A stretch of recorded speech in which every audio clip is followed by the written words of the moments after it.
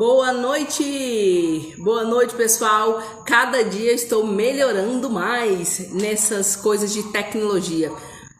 Hoje nós vamos falar aqui com um advogado sobre quais os nossos direitos nesse tempo de pandemia. Esperar o pessoal entrar aí. Como vocês estão? Como estão passando? Boa noite, Eduardo. Boa noite, Eduardo aluno. Boa noite, Eduardo primo. Como é que vocês estão? Hein? Nossa, gente, eu tô muito fera. Vamos ver se vai dar certo. Esperando. Espera aí um pouquinho.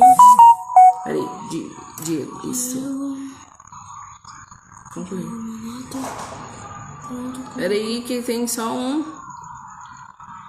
Vamos ver se tá dando certo aqui. E aí, pessoal, como é que passaram a semana? Como é que estão nestes processos aí de isolamento? Como é que vocês estão sentindo?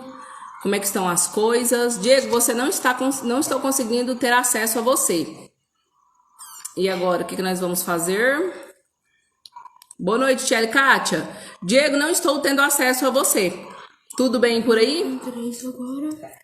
Tudo bem por aí? Nós vamos fazer hoje umas questões sobre isolamento social. Quais os nossos direitos? O que a gente tem que fazer? O que a gente não tem que fazer? Tá bom? Vamos ver aqui a nossa conexão. Vamos ver aqui. Vamos ver. Meu assessor está aqui me ajudando. Diego. Diego de Paula. Isso, aqui. fazer. Sem o meu assessor, infelizmente, eu não consigo nem sobreviver. Ave Maria! O menino tá até de gravata. E bermuda. E aí, tudo bem? Boa noite, tudo bem? Boa noite, tudo bem? Você tá me ouvindo bem? Tô ouvindo bem. Meu assessor está aqui pronto para me ajudar, porque se não for ele, eu não consigo me organizar. Eu quero agradecer a todos que estão ao vivo conosco. Meu assessor, ele só foi se organizar, ele terminar de se vestir, pode pegar. Ele foi ali se vestir e nós estamos aqui conversando. Vai lá pegar, meu filho? Nós estamos falando com o Diego Nonato, que é advogado, assessor jurídico na Câmara Municipal de Goiânia, pós-graduado em Direito Civil e Empresarial e Direito Público. Preparado, Diego? Preparado. Obrigado Vamos pelo lá. convite. Quero registrar aqui meu contentamento em poder estar contribuindo. A presença do meu amigo, Dr. Zander Queiroz aí, grande amigo prestigiando a live. Obrigado, querido. Nosso futuro vereador de Goiânia. Então, Zander Queiroz é primo da Clívia? Eu acho que é. Não sei, Não talvez tem até seja. muitos Zander nessa cidade, não. Se for, ele vai responder aí. Mas quero registrar o meu contentamento de poder estar aqui hoje contribuindo, né? Tirando algum tipo de pergunta, de dúvida que o pessoal tenha e realmente ajudando nesse tempo de pandemia, né? Eu acredito que o papel do advogado nesse período de pandemia, ele exerce uma função social muito importante, que é esclarecer dúvidas, né? Eu acredito que a sociedade nunca esteve tão perto da advocacia ou até mesmo dos direitos como está ficando agora, né? Porque todo dia é uma novidade jurídica. É uma medida provisória que aparece, é uma lei que aparece, é uma lei que some. Então, são muitas alterações. E o advogado ele vem exatamente nesse sentido para ajudar a tirar qualquer tipo de dúvida que as pessoas tenham. Nossa, muito bom. Então, tá bom. Um abraço para todos que estão aí. A Pâmela tá por aí? Deve estar, acredito que meu sim. assessor aqui. Registrar a Olha, presença da Gabriele aí, minha amiga. Meu assessor. Olha, ó, de gravata, tá chique, hein? Senta aqui, assessor. Obrigado, Gabriele, pela presença. Muito obrigado a vocês. Diego, então, qual que é a importância do direito, né? Qual que é a importância das crianças aprenderem, por exemplo, na primeira infância? Tem alguma importância? Essa pergunta é muito interessante, Wênia, porque, como você disse no começo, eu sou assessor jurídico na Câmara Municipal de Goiânia. E lá eu tive a oportunidade de estar mais próximo ainda da sociedade. E eu pude perceber que realmente as pessoas não sabem os direitos que têm. E isso é uma culpa do sistema. Por quê? No Brasil é um país tão engraçado que ele te obriga a saber as leis. A presunção é de que a lei foi publicada no Diário Oficial, então você já tem ciência. Quem aqui já leu o Diário Oficial? Acho que é muito pouco. As pessoas não param para ler o Diário Oficial. Mas o sistema do direito brasileiro ele institui que, a partir do momento que a lei foi publicada no Diário Oficial, ela tem validade jurídica. Então, para ela ter validade jurídica, basta ser publicado. E você não pode alegar o desconhecimento da lei para se beneficiar. Por exemplo, você não pode falar assim, ah, matei alguém. Não sabia que matar alguém era crime.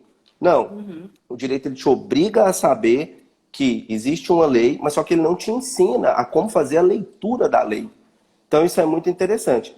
E aí, debatendo com o vereador Emilson Pereira, do qual eu sou assessor jurídico, a gente resolveu criar um projeto de lei, que é o projeto 299 de 2018, que trata exatamente dessa inclusão de noções de direito constitucional para as crianças da rede pública de ensino municipal.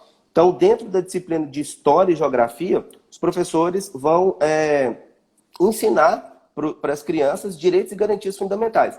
Eu, assim, na advocacia, para a gente, no direito, na verdade, é algo muito comum ter noções de direitos e garantias fundamentais, que eles estão ali no artigo 5º da Constituição Federal. Mas nem todo mundo sabe disso. Para a gente que é da área, é muito simples. Mas, por exemplo, quem não é... É normal, exatamente, Ana, mas para quem não é tão simples. Por exemplo, tem pessoas que não sabem do direito ao silêncio. O que é o direito ao silêncio? Você não é obrigado a produzir provas contra você mesmo. Quando eu fizer assim, Thierry, quando eu fizer assim é porque eu vou mandar abraço, tá bom? Tá, beleza. Então, um abraço para Ana Maria, um abraço para Marília, um abraço para Pamela. Muito obrigada pela audiência, pessoal. Pode continuar, Diego. Então, assim, muitas pessoas não sabem os direitos que têm. Por exemplo, a Constituição Federal ela estipula o direito ao silêncio. O que é isso? Você não é obrigado a produzir provas contra si mesmo. Um exemplo, foi parado numa blitz e pediram para você fazer o bafômetro. Você não é obrigado a fazer o bafômetro, porque em tese aquilo estaria produzindo provas contra você mesmo, caso você esteja dirigindo embriagado. Então, assim, são várias coisas que para a gente do direito é muito simples, mas que as pessoas às vezes não sabem exatamente por falta de conhecimento da lei. Por exemplo, sonegar imposto. Sonegar imposto é crime. Muitas pessoas sonegam e nem imaginam que isso é crime. Então, esse projeto de lei que a gente criou lá na Câmara, que também se discute muito essa questão, as crianças devem mesmo aprender noções de direito constitucional ou de direitos e garantias fundamentais nessa primeira infância, nesse primeiro contato com a escola. Eu acredito que é muito válido, porque a criança está formando o caráter dela. Então, a partir do momento que ela começa a descobrir que tem direitos e garantias fundamentais, em outros países isso já é padrão. E a ideia é trazer isso para cá, para quê? Para exatamente que as crianças comecem a saber dos direitos que elas têm desde lá de começo. Isso é de extrema importância para formar o caráter desses pequenos que são o futuro do nosso país. Joelita, muito obrigada pela participação. Se não me engano, é Demora Advocacia? É Demora? É, John Moraes, é um amigo meu, Jonathan. Registrar a presença dele aí. Obrigado. Tem que me ajudar aí, porque hoje, tá vendo? Hoje o olho está extremamente tenso. Diego, e como que a gente pode encontrar esse tipo de material? Porque ler a Constituição ninguém vai ler, mas onde a gente pode encontrar esse material mais acessível para que a gente possa estar se informando? Essa pergunta é interessante, olha só. O brasileiro ele tem um mal, ele não gosta de ler, né? Então, muitas pessoas veem o estudante de direito, né, com aquele livro. A gente que é estudante de direito, que milita nessa área, mas na época de faculdade a gente carregava um livro, que é um livro muito grande, assim, que chama Vai de Meco. E nesse livro ele é um compilado de leis. Então as pessoas acham que os advogados têm que ler muito, por isso que eles ficam andando com aqueles livros. Na verdade, aquele Vai de Meco, ele tem as principais leis que a gente utiliza no nosso dia a dia. E hoje em dia é muito importante a leitura física, mas se tem muita leitura digital. E para ter esse primeiro contato com o direito, para ter essas noções, o site do STF, que é o www.stf.jus.br, ele lá tem uma biblioteca virtual. Então, assim, é um site muito interativo, é muito fácil acessar e tem um material muito completo. Então, para quem quer ter esse primeiro contato com o direito, eu indico, não tem custo, né? Basta você entrar pelo site e ter acesso. Então, eu indico que entre pelo site do STF, vai ter a opçãozinha lá, Biblioteca Virtual, no canto superior direito, clica, entra. É uma matéria muito boa e dá para ter esse primeiro contato para ir adquirindo afinidade com o direito. Um abraço a Maria Fernanda, minha assessora para assuntos de mídias sociais. Ela é uma garotinha de apenas 11 anos e sempre está me ajudando aí nessas coisas que eu preciso. O Eduardo falou para nós que ele realmente é a favor desse ensino já na primeira infância. E ele pontuou algo interessante, falando sobre o ensino financeiro também. Da Câmara Municipal tem um projeto de lei que trata também sobre essa matéria da vereadora doutora Cristina, fala exatamente sobre isso aí. Muito interessante também o tema. E mandar um abraço aí para o Eduardo, que está prestigiando a gente. Larissa, um abraço. Maria Fernanda, um abraço. Diego, deixa eu te falar, muitas pessoas não têm condição de pagar um advogado. Como a gente pode conseguir um advogado público ou um advogado grátis? Olha só, que interessante. Deixa eu contar uma historinha para você. A Defensoria Pública, ela foi criada lá em 1988. E aí ela ficou estipulado que todo estado teria uma Defensoria Pública. Só que em Goiás, legalmente, ela foi instituída em 2005. Então veja o lapso temporal que passou, de 88 para 2005.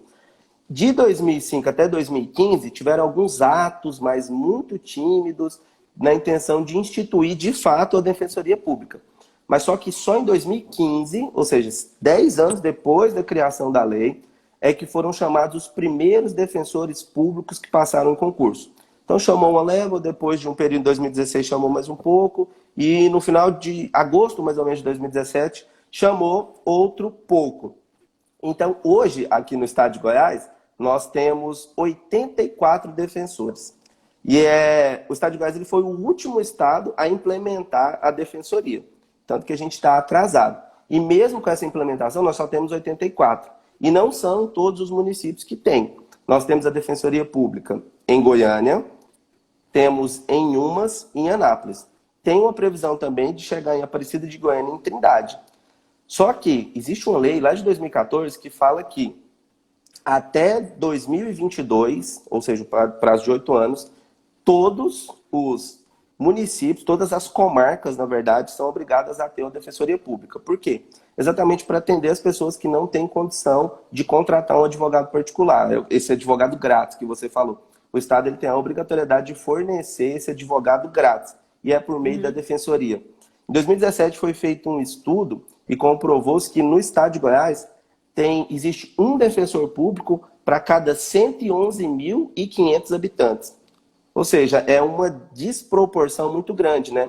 Então, assim, esses 84 defensores, eles realmente se desdobram na atividade deles para tentar atender essas demandas, que não são poucas. Mas aqui em Goiânia nós temos, fica lá no setor marista, inclusive. Um abraço aí para o Guilherme, um abraço para todos aqueles que estão nos acompanhando. Nossa audiência está bombástica.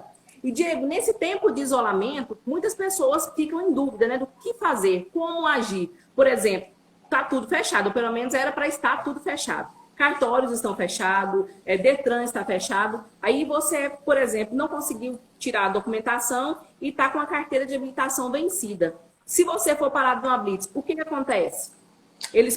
Eu posso perder a carteira, eu posso perder o direito de dirigir, eles podem rebocar o carro se eu for parado numa blitz. Pergunta bacana também. Só registrar aqui a presença do Dr. Guilherme.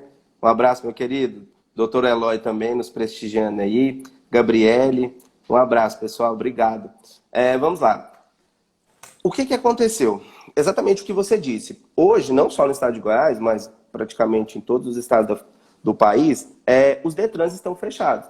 Então, como que você vai ao Detran renovar sua habilitação vencida se o Detran está fechado? E aí, o que acontece aqui no estado de Goiás?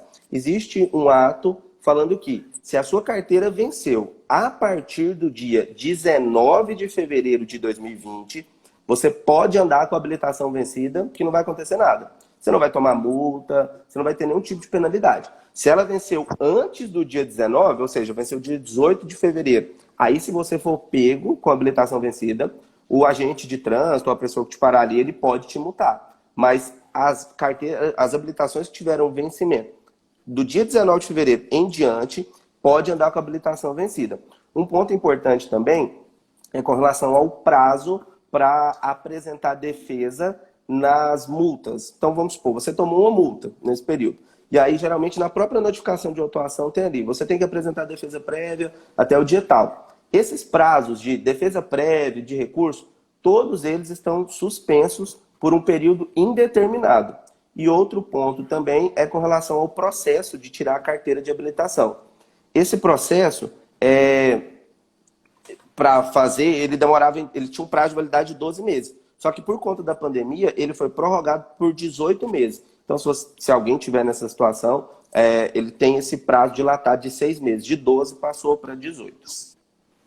O importante é não se ficar desinformado, né? Sempre informar, estar observando essas mudanças, né? Para a pessoa não ficar, tipo, perdido no tempo, né? Sempre se informar. É muito importante, né? Exatamente, exatamente. Sempre que tiver alguma dúvida, perguntar a algum advogado de confiança, porque os advogados, nesse período, a gente está trabalhando redobrado, né? Seja fazendo assessoria dos nossos clientes ou tirando dúvidas. Então, assim, eu, inclusive, me coloco à disposição para esclarecer qualquer tipo de dúvida. Só registrar a presença aqui da Cíntia, uma amiga que entrou, uma amiga querida. Um beijo, Cíntia. Obrigado pela presença. Um abraço, Daiane. Muito obrigado também pela audiência. Daiane sempre conosco em todas as nossas 4 lives. Diego, deixa eu te perguntar. Tem muitas pessoas que estão passando por problemas financeiros, né? Alguns são funcionários públicos, mas esse salário parece que, por enquanto, ainda não mexeu. E outros que trabalhavam de informal e outros exemplos. Essas pessoas que têm casa financiada ou carro financiado, como é que eles vão fazer para manter esse pagamento? Eles podem, por exemplo, pedir uma suspensão, jogar essas parcelas para o final? Como é que fica essas pessoas que têm parcelas para pagar? De casa, financiamento. Sim, perfeito. Veja bem, o Conselho Monetário Nacional ele permitiu que os 5 maiores bancos do país fizessem a suspensão dessas cobranças, dessas parcelas, por um período inicial de até 60 dias, ou seja, 2 meses. Deixa eu falar. A tia nem para tirar uma foto. Maravilhosa essa live. Alguém falou aí, passou. Meu Deus, era hora de printar e a gente colocar no status amanhã. Vai, Aproveitar aqui e registrar a presença do meu amigo Felipe Denk. Obrigado, querido, pela presença. Engrandece muito a nossa live. Meu amigo Platini também está aí. Eu quero agradecer a presença.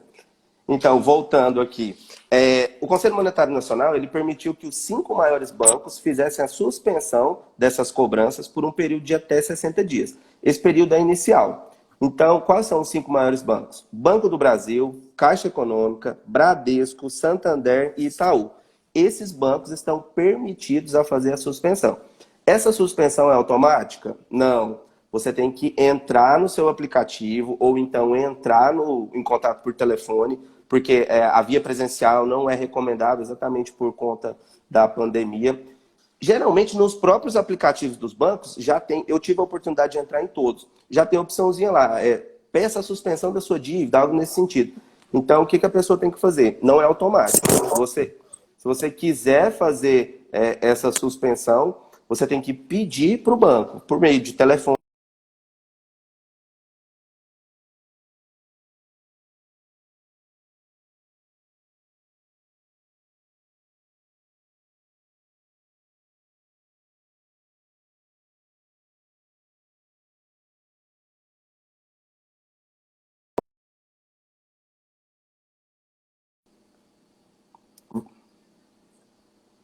Ah, tá. Voltando então.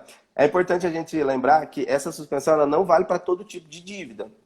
Por exemplo, cartão de crédito, tributos, água, luz, telefone, internet, cheque especial. Essa suspensão não vale para isso. Ela vale para todos os contratos de crédito, certo? Então, se você quiser, por exemplo, ter uma fatura de cartão de crédito, não vai suspender. Tem que pagar a fatura, tá bom? Outro ponto. Você tem que estar adimplente com as parcelas do financiamento para que você peça a suspensão. Salvo para a Caixa. A Caixa permite que se você estiver devendo até 2 meses, você pode ir lá e pedir a suspensão mesmo assim. E essa suspensão vale para casa, contrato de financiamento de veículo. Esses entram como contrato de crédito. Aqueles demais que eu falei, de fato, não entram. Existem outros contratos também que as pessoas agora, nessa época de pandemia, estão meio que perdidas. Por exemplo, pagamento de escola, ou da van escolar, né? A pessoa contratou a van para 10 meses, que tirou julho e dezembro. Aí ela assinou um contrato lá, e agora as crianças não estão se locomovendo, né? Estão todas em casa com aulas online. Como é que a pessoa vai proceder? Essa pergunta é polêmica porque existem duas linhas de entendimento. Existem alguns juristas que entendem que não deve ser pago, porque entraria na teoria ali da exceção do contrato não cumprido. O que é isso? Olha, se o motorista da van não está levando meu filho, eu não sou obrigado a pagar. Ponto. Alguns juristas entendem assim. Outros juristas entendem que sim, tem que ser pago. Por quê? Veja bem, o contrato da van escolar, esse contrato de transporte, ele é um contrato anual. Só que ele é facultado o pagamento em 12 vezes para não onerar tanto o consumidor. Por quê? Porque se o consumidor tivesse que pagar o contrato anual de uma só vez, ia ficar muito pesado para ele. Então, faculta-se o parcelamento em 12 vezes, o que é praticado realmente hoje por todas as pessoas, e ela vai pagando mensalmente. Mas o contrato, ele é anual, só o pagamento que é mensal. Então, partindo dessa premissa, em tese, esse valor, ele sim deve ser pago da mensalidade. Mas como eu sempre indico para todos os clientes bom senso nesse período de pandemia. Por quê? Porque, veja bem, o motorista da van, ele só tem aquele ganha-pão. Então, se você não pagá-lo, como que ele vai conseguir sobreviver? Né? Então, ele precisa dessa contrapartida. Nada impede que você, vivenciando essa situação, por exemplo, chegue no motorista da van e fale, olha, para mim também está difícil. Vamos tentar conseguir diminuir o valor, é 100, vou te pagar 50.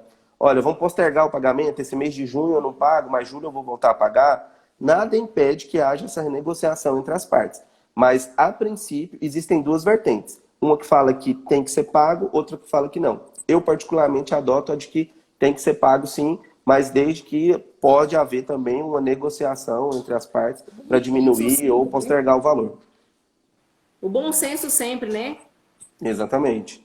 Comunicação, é sempre bom dialogar, estar conversando, porque realmente é uma surpresa para todo mundo. Ninguém estava preparado, né? É tudo muito novo. Então, quando as pessoas entram com bom senso, tem um pouco mais de carinho até pelo outro, no modo de pensar no outro, né? Ambas as partes não têm prejuízo. Só registrar a presença aqui da minha amiga, Jéssica Montalvão. Obrigado pela presença, meu querida. Pode ir falando aí, Vitor, Diego, ou Vitor, Diego. Se sua vista tiver melhor que a minha, pode ir mandando um abraço pro pessoal aí. Tá, não, tá ótimo. Foi a Jéssica que entrou aqui agora, só para registrar a presença dela mesmo. Outro assunto também que eu acho muito polêmico é o aluguel. A maioria das pessoas que moram de aluguel geralmente tem trabalhos informais, né? Não todos, mas geralmente tem trabalhos informais. A pessoa que aluga, o proprietário, ele também precisa da renda. E muitas vezes a pessoa que está morando de aluguel perdeu a renda. Como proceder? Essa pessoa pode ser despejada? Então, é uma pergunta bem interessante. Hoje, sim, ela pode ser despejada, não tem problema nenhum. Mas existe um projeto de lei que está tramitando no Congresso, que inclusive já passou pelo Senado, provavelmente agora vai para a sanção ou veto do presidente, que estipula exatamente isso. O que esse projeto fala? Ele fala que não vai poder haver nenhum tipo de despejo nesse período de pandemia, certo? Então, até o dia 30, esse projeto em específico, ele diz que até o dia 30 de outubro não vai poder ter nenhum tipo de despejo por falta de pagamento. Mas isso é um projeto de lei, não é lei ainda. Inclusive aqui no estado de Goiás também tem um projeto idêntico, mais ou menos nesse sentido. Salvo engano é do deputado Diego Sorgato, não tenho certeza. Que estipula também a proibição de despejo nesse período de pandemia. Mas hoje não existe nenhuma lei nesse sentido. Até porque a tramitação de uma lei, ela demanda muito tempo. Os efeitos da Covid, ele é muito recente. Então foram aparecendo os fatos e os legisladores foram se adaptando, legislando nesse sentido. Mas legalmente hoje é permitido sim que haja o despejo por falta de pagamento. Mas tem esse projeto, que ainda não é lei, que se vier a ser sancionado e realmente virar lei, aí pode ser que haja essa alteração mesmo, proibindo o despejo nesse período de pandemia. Mas é aquela coisa que a gente estava falando, Enio, bom senso, né? A gente sabe, o locador sabe que o locatário provavelmente está num momento de crise, porque o mundo vive esse momento de crise. Só que às vezes o locatário o locador ele precisa daquele valor, às vezes até mesmo para pagar um outro aluguel que ele utiliza aquele valor. Ou às vezes para a própria subsistência, né? Ele tira o alimento dele do valor daquele aluguel. Então assim, para não perder o inquilino, às vezes é melhor você diminuir, postergar o pagamento. O que eu instruo os meus clientes? Olha, o valor do aluguel é R$1.000, certo? Então você vai reduzir aí por um período de 3 meses para 500, e aí depois você vai cobrar isso lá no final. Por exemplo, outubro, novembro e dezembro você cobra essa diferença. Então seria algo que poderia ser feito. Eu recomendei e alguns clientes aceitaram. Então, assim, bom senso acima de tudo, tentar fazer o acordo, porque é um fato imprevisível que ninguém esperava e ninguém quer ficar no prejuízo, né? É verdade. Essa pandemia pôde. Já até a próxima pergunta que eu vou te fazer. Mas nessa pandemia trouxe muito a floração do diálogo, né? Para a gente resolver qualquer tipo de problema. Se você não tiver bom senso, se você não tiver capacidade de dialogar, nesse tempo de pandemia, está muito difícil até de conviver, né? Exatamente. A gente brinca no meio aqui do direito que a advocacia nunca mais será a mesma. E realmente não será, porque mudou tudo. Deixa eu só registrar a presença aqui de algumas pessoas, da professora Laís, que entrou aí. Obrigado, professora, pela sua presença. Meu amigo Tiago Júnior também. Tiagão, obrigado, querido. Lara Roberta. O advogado Júlio Meireles também prestigiando a gente. Obrigado, Julião. A Luma Obrigada, também, irmã da Lara, está prestigiando a gente. Obrigado, Lara. Obrigado, obrigada, Luma. pessoal. Pérola Ramaica, minha amiga, muito obrigado. Vitor Peloso também, meu parceiro, meu professor, nos prestigiando aqui, muito obrigado. O Ronan também, que é um grande amigo e cliente meu, prestigiando a live aí. Obrigado, viu, Ronan, pela presença. O Guilhermão também entrou aí. Obrigado, Guilherme. Vamos dar seguimento aí. Vamos sim, deixa eu dar um abraço pro meu pessoal aqui. Daiane, muito obrigada pela audiência. Mãe Eudes Maria, eu não vi a tia Melô de hoje. Acho que ela deve ter esquecido. Deve Mãe, estar muito com obrigada panela no pela... fogo. Ixi, verdade. Mãe, muito obrigada pela audiência. Daiane, Maria Fernanda, Eduardo Aluna, todos vocês que estão nos prestigiando. Eu acho que é um tema muito propício para esse tempo que nós estamos vivendo, que é quais os nossos direitos em tempo de pandemia. Porque muitas vezes nós ficamos perdidos com assuntos muito polêmicos, né? Assuntos do dia a dia. E, Diego, o que você está, para a gente finalizar, o que você está aprendendo nesse tempo de isolamento social? Não só como advogado, mas como ser humano. O que você tem a falar para a gente e deixar alguma dica para o pessoal que está passando por esse momento agora, que está um pouco assim em dúvida sobre dívidas, em dúvida de como vai ser o nosso retorno. O que você tem para dizer para nós? O que você está aprendendo e algumas dicas para o pessoal que está passando por esses sufocos.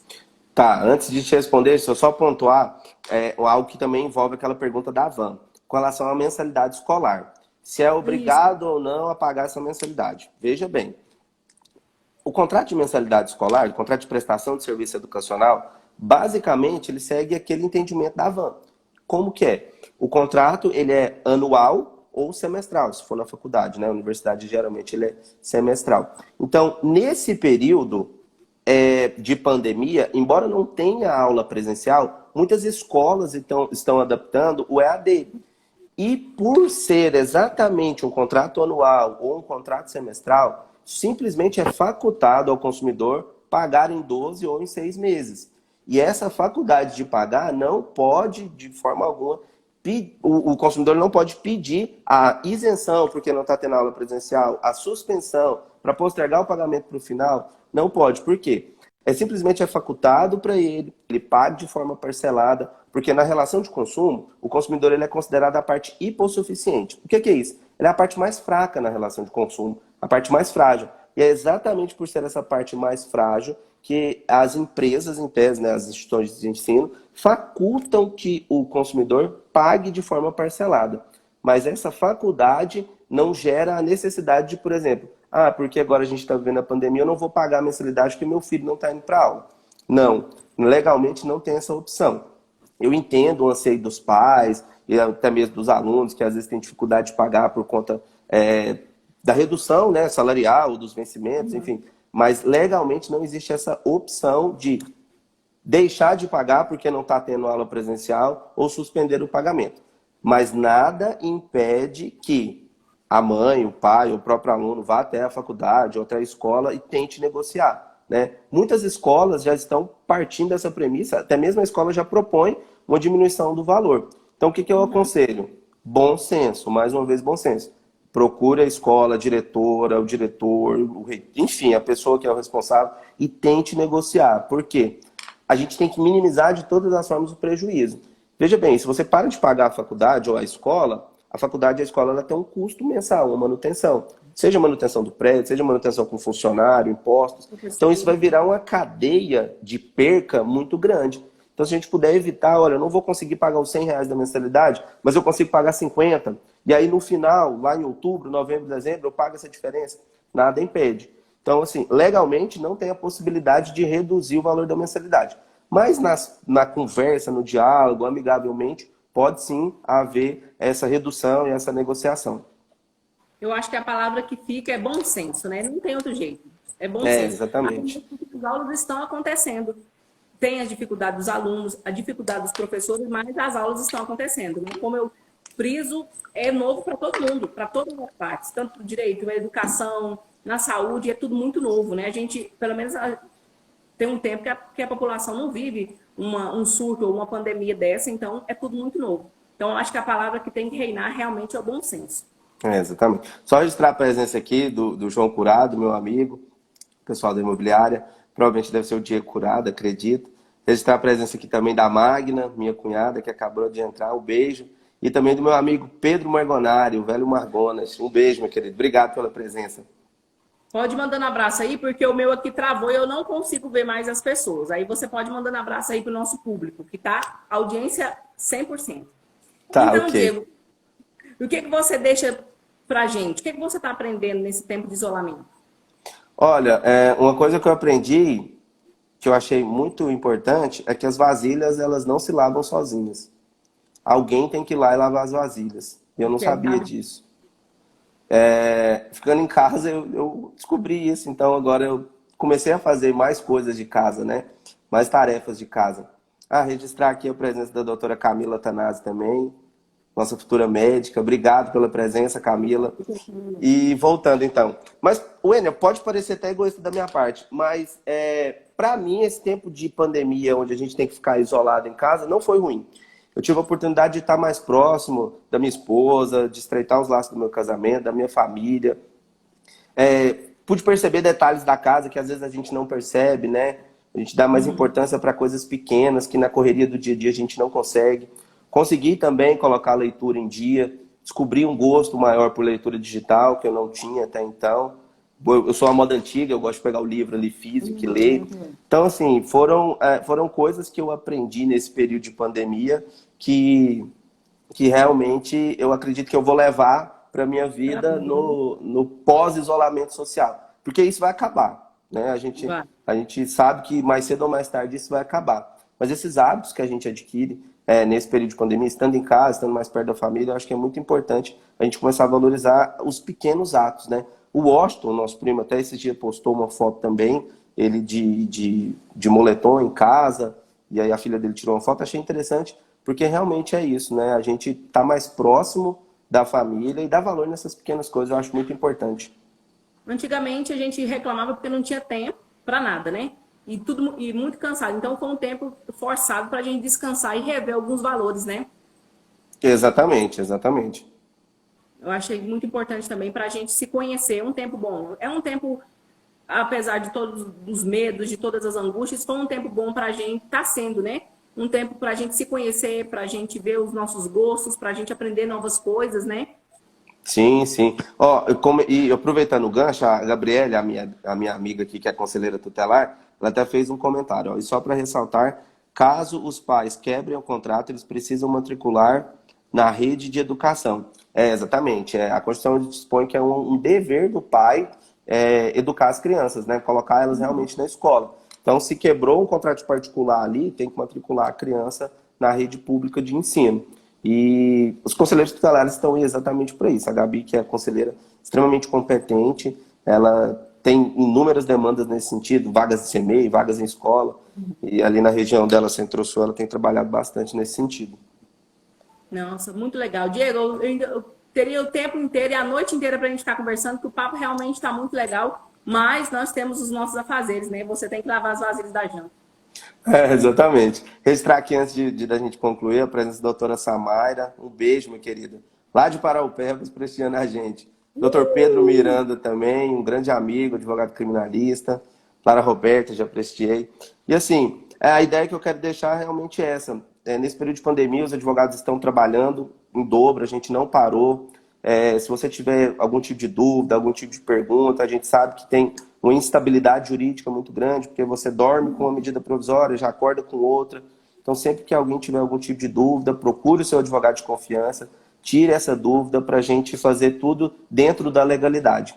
E eu me coloco à disposição, tá? Se alguém tiver algum tipo de dúvida, pergunta. O meu Instagram, esse Pode arroba passar. Diego de Paula, seu advogado aí, eu produzo alguns vídeos educativos exatamente nesse sentido, tirando dúvidas das pessoas, dúvidas corriqueiras, que talvez para a gente do direito é algo comum, mas para as pessoas que não têm tanta convivência, é algo que às vezes é novo, às vezes que nem sabia, ou às vezes que modificou. Então, meu Instagram é exatamente nesse sentido. Ah, registrar a presença aqui também da Tia Melu, que acabou de Ah, chegou. entrar. É, Oi, Tia exatamente. Miúde. Diego, Ex- repete, por favor, o seu Instagram, que eu vou colocar no nosso vídeo depois para as pessoas que tiverem algum tipo de dúvida tá te procurando. @Diego. Meu Instagram é Diego de Paula, seu advogado. Eu acredito que vai estar disponível aí na live já. Se o pessoal clicar aí e vai conseguir ver. O Vitor Peloso, meu amigo, tá fazendo uma pergunta aqui, deixa eu ver. Pode Doutor, falar. qual a sua opinião sobre a condução do presidente nessa pandemia? Acha que ele comete crime de responsabilidade?